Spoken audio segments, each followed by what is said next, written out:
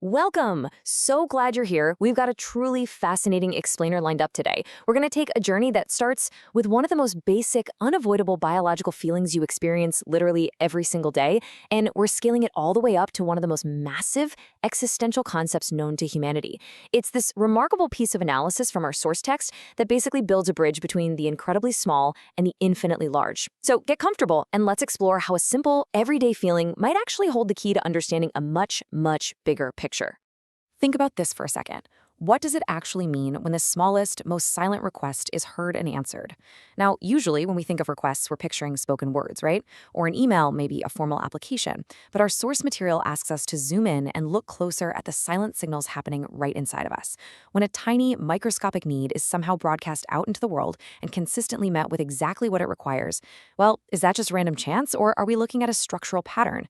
That is the core curiosity driving our explainer today.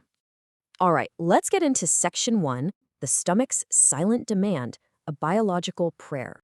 So the source text completely redefines an experience we're all super familiar with. We all know what hunger feels like, but did you know your gut actually has its own independent nervous system? It's often called a second brain, and it operates totally without your conscious input. The author takes this biological marvel and frames it in a really unique way, as a prayer, a silent, persistent demand or plea for sustenance. Your stomach obviously isn't using words. It doesn't have vocal cords, right?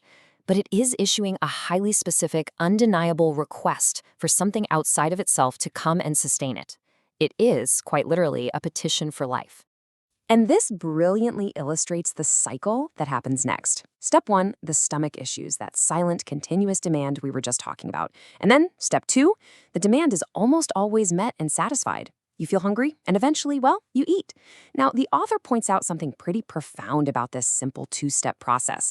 This tiny, totally unconscious organ inside of you sends out a signal, and the massive, complex outside world provides the exact chemical compounds, like in the form of an apple or a slice of bread, to answer it. This micro-experience, it's a highly reliable pattern. A silent, unconscious request is consistently answered day after day, year after year. Moving on to section 2, big answer, small prayer, a macro response. The Islamic scholar Bediuzzaman takes this biological observation and really elevates it. He notes that the system answering the stomach isn't small at all. The source text suggests that just for a single apple to exist to satisfy your stomach, you need the sun, you need rain, the right soil, and the changing of the seasons. It's the whole shebang. But Bediuzzaman states that the power that prepares your entire body, your garden, and even your country with such incredible wisdom, care, and perfect timing is the exact same power that hears the stomach's incredibly small personal prayer. And it doesn't just answer it with mere fuel, but with countless varied, delicious foods. It is an absolutely overwhelming response to a tiny biological signal. Which leads us directly to this profound thought experiment. The author asks a really compelling question. Is it possible for a power that hears the stomach's silent prayer not to know or see you? Just think about the logic here for a moment.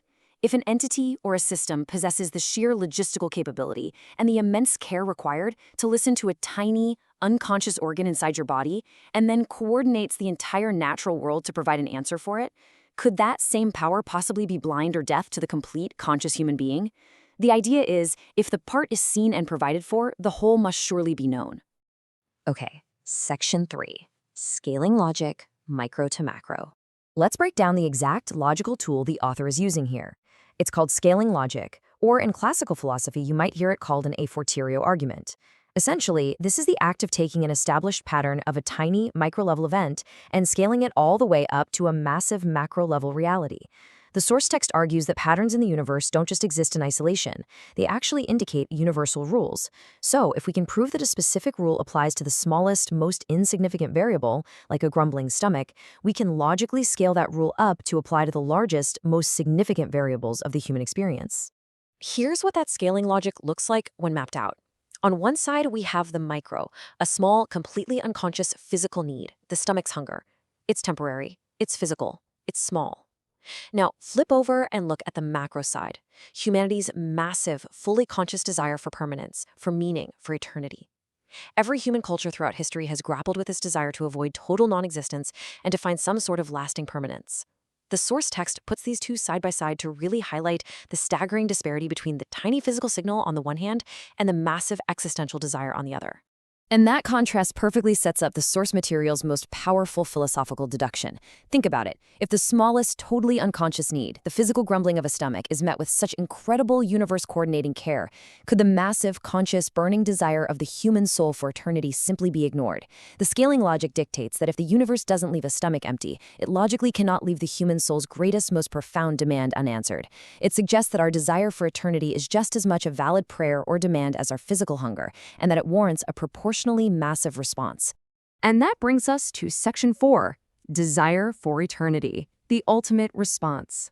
The source material concludes its philosophical scaling by pointing to a definitive textual answer, referencing a verse from the Quran, Surah Ghafir, chapter 40, verse 60.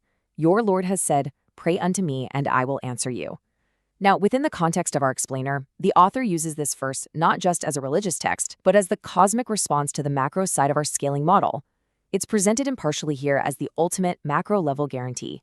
Just as the apple is the physical answer to the stomach's silent micro-level prayer, this divine promise is presented as the structural macro-level answer to humanity's conscious prayer for eternity and permanence. To wrap up our explainer today, I really want to leave you with this final provocative thought derived directly from the text's conclusion. Have you ever noticed the fulfillment of a tiny, ordinary need as a sign of actually being heard? You know, it's so easy to go through life viewing our daily bread or even just a glass of water as a completely mechanical routine. But if we apply the logic we've explored today, every time your smallest physical need is met, it might just be a gentle, structural reminder that your largest existential needs are known, seen, and heard as well. Definitely something to think about the next time your stomach grumbles. Thank you so much for focusing in and learning with me today. I really hope this shift in perspective sparks some incredible curiosity in your own daily life.